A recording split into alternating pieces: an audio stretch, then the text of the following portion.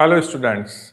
In today's video, I am going to discuss about the clinical scenario based MCQ on the ribs and the sternum. So let's see one by one. So this is the first question. A 28-year-old man sustains a stab injury just anterior to first rib. So which area is there? If you will see this question, the key point is anterior to the first rib near the root of the neck. Clear?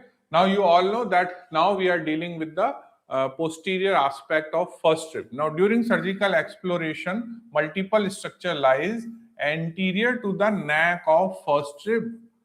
Clear? They are found to be damaged. So which of the following structure is most medially?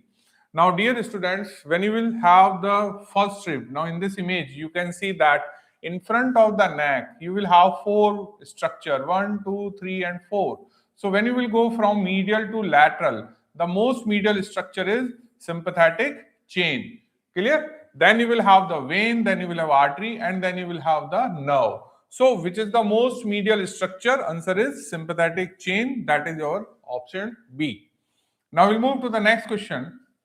The next question is: a patient with chronic obstructive pulmonary disease show increased side to side expansion of the thoracic cage during inspiration. That means here the question is about that to increase the transverse diameter of the chest wall. Now which of the ribs are responsible or which movement is responsible? So when you will dealing with the transverse diameter, now in this image you can see that transverse diameter means side by side diameter because of the movements of the ribs like a bucket handle. So when the handle is going up and down, it is increasing the side by side diameter, or you can say transverse diameter. So it is known as bucket handle movement. Answer is B. Now we'll move to the next question, that a 30-year-old man takes a deep breath during spirometry testing. Increase in the anteroposterior diameter. Now the diameter is changed. Which diameter? Anteroposterior diameter of the thorax during inspiration. Due to which mechanism? Now again, when you will see this image, now in this image you can see that this is your anterior and posterior aspect. So this is known as AP diameter. Now in this AP diameter, your sternum is basically moving, and this is because of it is very similar to the movement of your pump handle. So in the pump handle, your pump is moving and up and down. Here the sternum is moving up and down, and it is known as pump handle movement, which is responsible for the increasing of anteroposterior distance. Clear? Now we'll move to the next question. A 12-year-old child present with the chest wall pain following trauma. Clear? Now X-ray shows injury at the junction between the first rib and its costal cartilage. So here in this image, this is your first rib. Clear? And this is its first costal cartilage. So this junction, we are talking about this junction, which type of joint involved?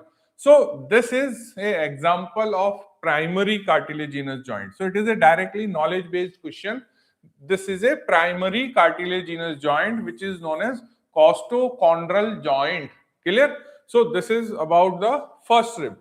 Now we'll move to the next question. During cadaveric dissection, a rib is found to articulate with only one thoracic vertebrae instead of two. Generally, when you will have the typical rib, the head of typical rib is having two facets to articulate with the two vertebral bodies. But here the question is, it is articulating with only one thoracic vertebrae. So which is most likely being examined? That means when you will have the ribs, which rib is articulating with the one vertebral body? So these all are articulating with the two vertebral bodies, and the first rib is having only a round head on the neck and it articulates with the T1. So answer is A. Clear? Now we'll move to the next question. Okay, now here also you can examine this, that here the head is having round. Now this round head articulate with the T1. But generally when you will have a typical rib is having the head with the two facets. Clear? The lower facet is larger. Then you will have the tubercle, which is also having the facet for the transverse process. And when you will see the articulation here, you can see that these two facets are articulating with the two vertebral bodies. Clear? But this round head of the first rib articulate with one body only. Now the next question is, a fracture involves the tubercle of typical rib. Where is the fracture? Tubercle of a rib. Now this injury may disrupt articulation with which vertebral structure? That means here in this image you can see that this is the tubercle. So the question is that the tubercle articulate with which part of the vertebrae? Now here you can see this is the vertebrae. Now here this is known as transverse process. Now this is the facet on the transverse process, and these facets, which are known as costal facets on transverse process, articulate with the tubercle, and we are dealing with the tubercle. So where it is the answer? Transverse process of above vertebrae, transverse process of vertebrae below, transverse process of the corresponding vertebrae, body of the adjacent vertebrae. So this is not the answer. Now all the three are having the name transverse process, but again this become a tricky question, because in this image, if you can see, this transverse process articulate with the same rib or upper rib or below rib. In the same way, it is the not rib, here it is vertebrae. Clear? So you have to be cautious enough that the same number of rib articulate with the costal facet of same number of vertebrae. Clear? So where is the answer? Answer is corresponding vertebrae. Answer is C. So the transverse process of the corresponding vertebrae, that means if it is a fourth rib, then it is the fourth thoracic vertebrae. Clear? Now we'll move to the next question.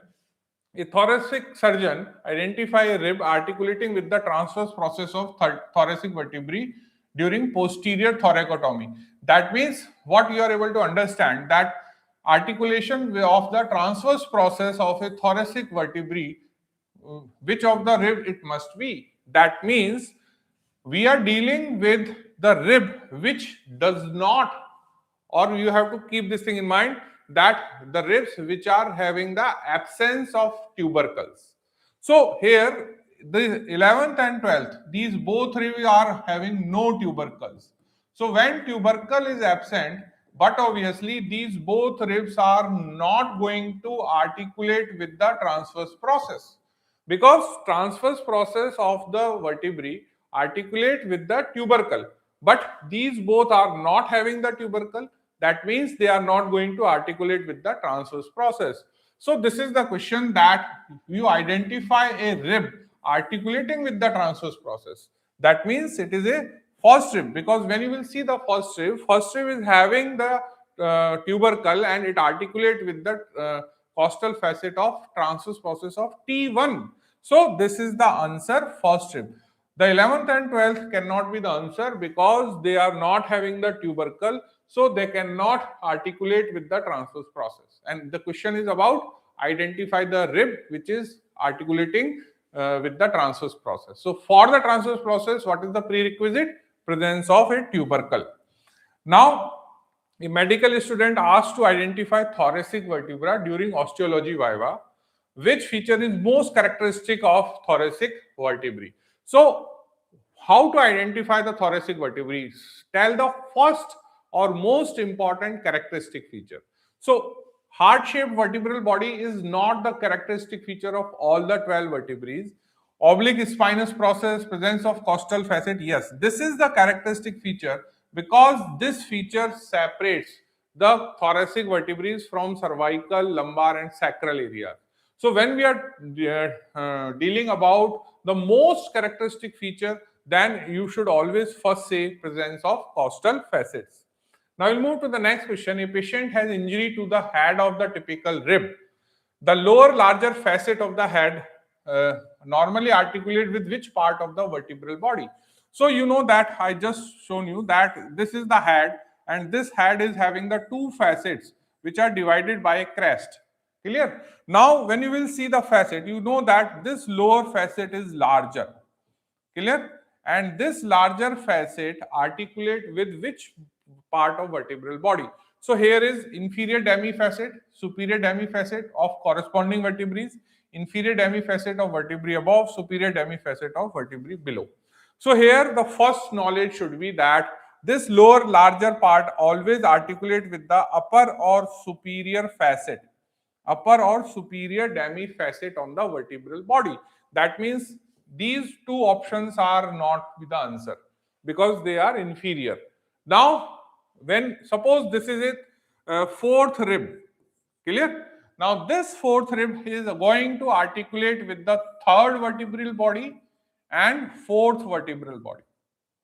Clear? So, this is the T3 and this is the T4. So, this fourth rib, lower larger facet, articulate with the corresponding vertebral body. So, superior demifacet of corresponding vertebral body. The superior demifacet of vertebral below? No. If it is the third, then it should not be the answer. So, it is not matching actually. It is superior demifacet because here the T4 will come and this superior demifacet of T4 articulating with the lower larger facet of fourth. Clear? So this is the answer. Now we'll move to the next question. During osteology examination, a vertebra is identified as a lumbar vertebrae. Now, which of the following structure is formed by the costal element of the lumbar vertebrae? Now, dear students, whenever you are having the side part or the lateral projection of a vertebrae, we always deal with the two component, costal element and transverse element.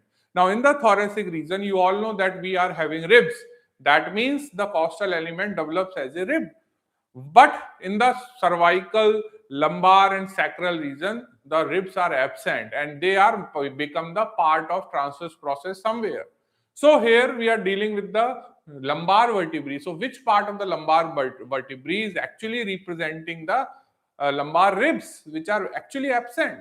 So answer is transverse process. The transverse process of lumbar vertebrae is not a true transverse process. It is basically the rudimentary ribs, which we are labeled as a transverse process. Clear? So answer is C, transverse process. Now we'll move to the next question. During osteological examination of a typical cervical vertebrae, it is a cervical vertebrae, which of the following structures determine the true transverse element? Now here you have to understand this thing that whenever we are dealing again the your ribs and your transverse processes, you will find that in the cervical region, the posterior part of foramen transverse areum is actually the transverse element, which is posterior part or posterior wall of the foramen transverse areum represent the your transverse element. Clear? Now we'll move to the next question. A 30-year-old man sustained a fracture of the shaft of first rib. Now, which of the following correctly match the structure with the grooves on superior surface of first rib? Now, here when you will have the first rib, now this is your first rib. Clear? Now, in this first rib, suppose this is your scalenial tubercle. Clear? Now, behind the tubercle and in front of the tubercle, you are having the grooves. Now, here you will have the attachment of a muscle is known as scalenus anterior, which will go on the scalenial tubercle. Now, we know that the scalenial tubercle muscle, that means scalenus anterior, divide the subclavian artery into the three part. So, if you want to divide this artery into the three part, the artery should be on the posterior side, then and then this muscle can divide. So, this anterior groove is for the vein and this posterior is for the artery, and along the artery you will find the nerve also. So you have to find out the anterior groove for the artery. No, this anterior groove is for the vein. So anterior groove is for the vein, it could be the answer.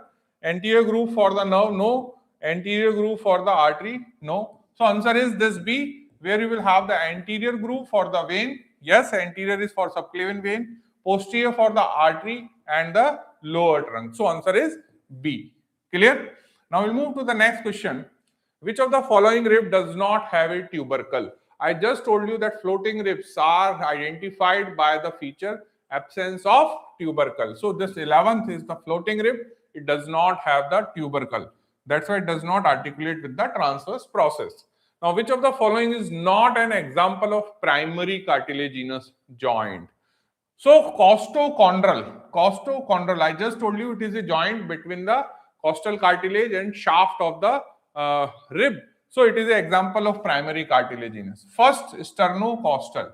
Now, the first sternocostal is an exception. It is the only primary cartilaginous. Remaining sternocostal are plain synovial. So it is again an example of primary cartilaginous. Xiphisternal is also primary cartilaginous. Costovertebral, that means the joint between the head of the rib and the body of the vertebrae. That is costovertebral. It is a kind of synovial joint. So it is not a primary cartilaginous joint. Now we'll move to the next question. A 45-year-old man presents after a road traffic accident with multiple rib fracture. On examination, a segment of anterior chest wall moves inward during inspiration and outward during expiration. Now see, you have to keep this thing in mind that it goes inside during inspiration. But normally what will happen when you will take the inspiration, the chest wall will bulge out. That means when I am taking the inspiration, this part should come out. But here it is going in. And there is a outside movement when he is doing expiration. Now this is a reversal. It is known as paradox. What is that?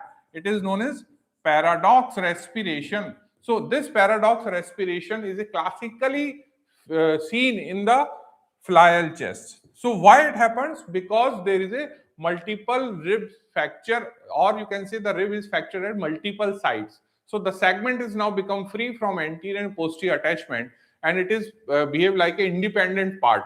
Now this independent part of the fractured area show the paradoxical movement. That means reversal of the movement. So it is a characteristic of your Flail chest. So dear students, this is all about this session where I am able to deliver the important clinical scenario based questions which may be asked in your university exams or in your competitive exams. But again, the important thing is that whenever you are attempting these questions, please use your knowledge, because if the scenario will change, definitely the option is going to change or the answer will change. So this is all for the session. You can scan, I think today is not possible. So this is all for the session. I hope you will like the session. Thank you and bye-bye.